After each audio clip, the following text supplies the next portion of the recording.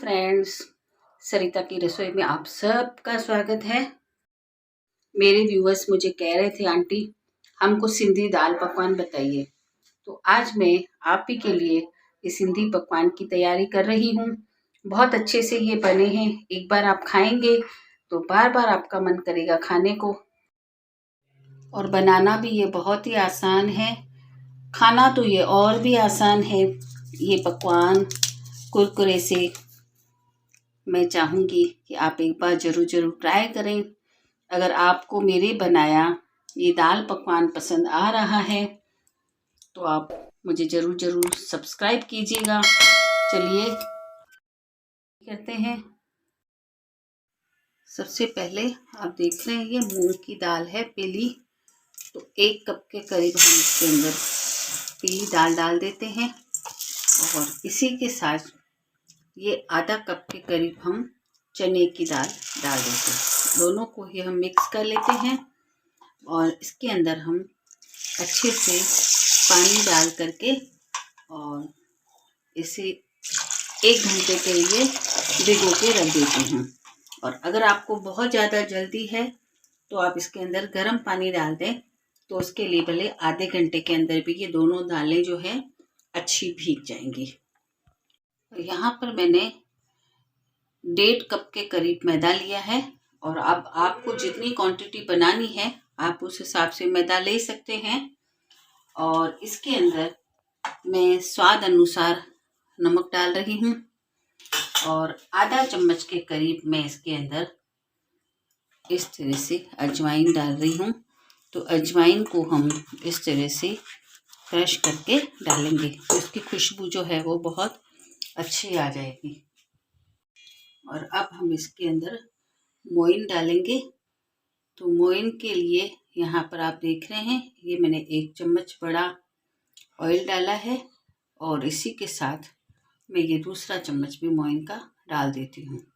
अब हम इनको बहुत अच्छे से एक बार मिक्स कर लेते हैं। अगर आप चाहें तो इसमें आप देसी घी डाल सकते हैं मेल्ट करके, अगर आप चाहें तो तेल भी डाल सकते हैं। ये देखिए, लेकिन अभी भी इसके अंदर मोइन की आवश्यकता है। जब हम इस तरह से मुट्ठी बनाएंगे तो ये अभी भी हमारी मुट्ठी नहीं बन रही है, तो हम इसके अंदर 1 चम्मच के करीब ऑयल और भी डालेंगे। ये देखिए अब अच्छे से मिक्स हो गया है और थोड़ा थोड़ा पानी डालते हुए हम इसका एक डो बना लेते हैं।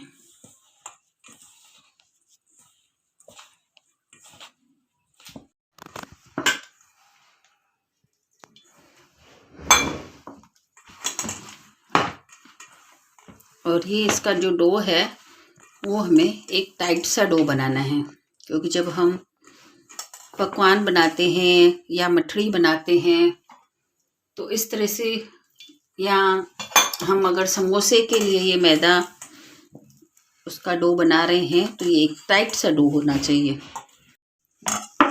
ये डो हमारा रेडी हो गया है और आप देख रहे हैं ये कितना टाइट है, इतना टाइट होना चाहिए।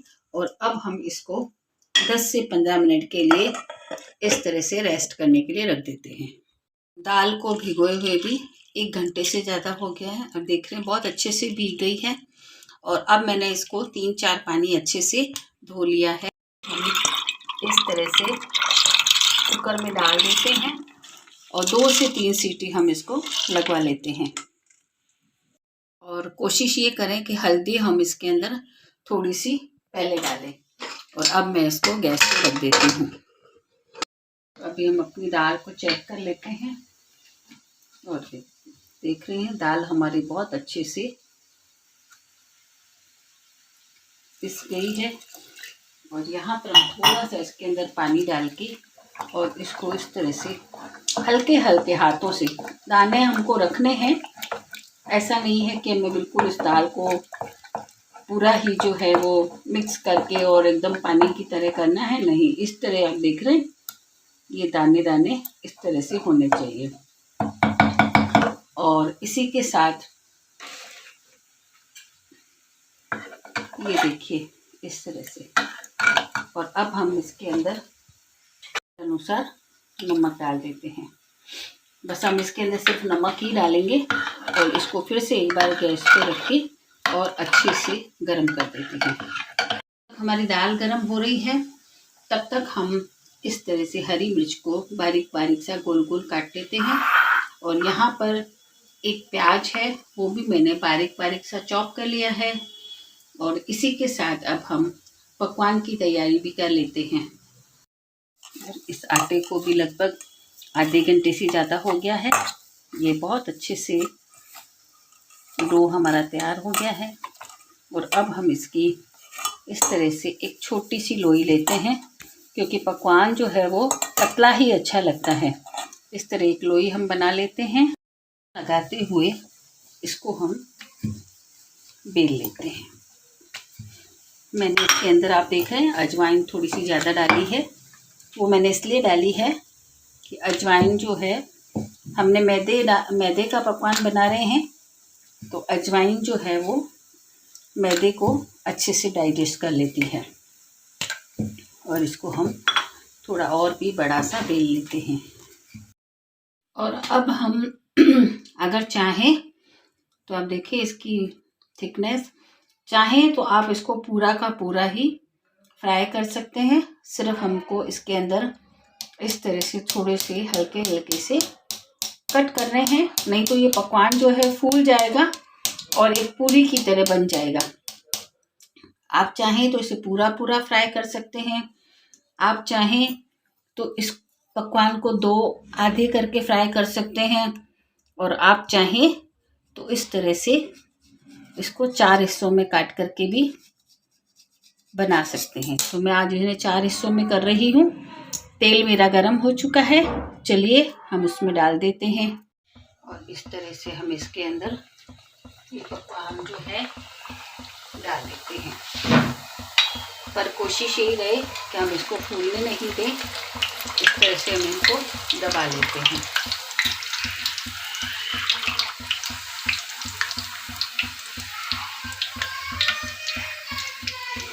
और इसके अंदर मैं दूसरे भी पकवान जो है वो भी डाल देती हूँ।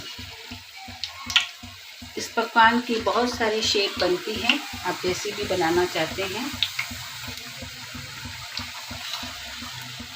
इस तरह से। और हम इनको दबाते रहेंगे और इनको हम इस तरह से पलटते भी रहेंगे। अब ये हमारे पकवान जो है वो बिल्कुल तैयार हो गए हैं। इनका कलर जो है वो बिल्कुल परफेक्ट है। इससे अगर ज़्यादा आप करते हैं तो बहुत ही काले काले से हो जाते हैं। और इनको हम इस तरह से तेल झटकते हुए एक बार बाहर निकाल लेते हैं। देख रहे हैं जो मैंने मिर्ची काटी थी, या तो इस तरह की कोई आपके पास जाली हो उसमें डाल दीजिए, या फिर इस तरह की कोई जाली हो तो उसमें डाल दीजिए। और इनको इस तरह से फ्राई कर लीजिए। क्योंकि हम पूरे तेल में डालेंगे तो ये एकदम पूरा तेल जो है हमारा खराब हो जाएगा। 2 मिनट के अंदर ही हल्के कच्चे हल्के पक्के इस तरह से करके हम निकाल लेंगे। अब यहाँ पर मैंने एक बोल के अंदर दाल डाली है और इसके ऊपर मैं थोड़ा सा सूखा धनिया चारों तरफ डाल देती हूँ। और थोड़ा सा मैं इसके ऊपर आमचूर पाउडर डाल देती हूँ। और थोड़ी सी ही मैं इसके अंदर लाल मिर्ची डाल देती हूँ। लाल मिर्ची के साथ ही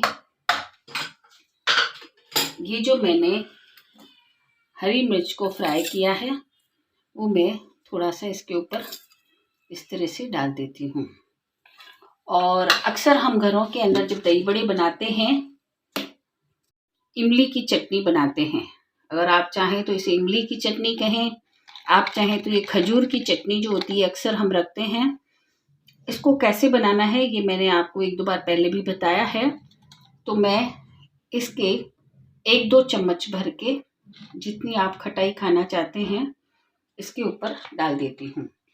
और इसी के साथ मैं थोड़ा सा प्याज भी डाल देती हूँ। अब हम यहाँ पर हमने अपना एक पैन रखा है और इसके अंदर मैं थोड़ा सा तेल डाल रही हूँ। और जैसे ही हमारा तेल गर्म होता है मैं इसके अंदर चुटकी भर जीरा डाल देती हूँ। जीरा जैसे ही तड़कना शुरू होता है तो हम इसको दाल के ऊपर डाल देते हैं। अभी हमारा दाल और पकवान इस तरह से बनके तैयार हो गया है। अगर आपको पसंद आ रहा है तो आप लाइक करिए, शेयर करिए और अच्छे अच्छे से कमेंट्स भी करिए। Thank you.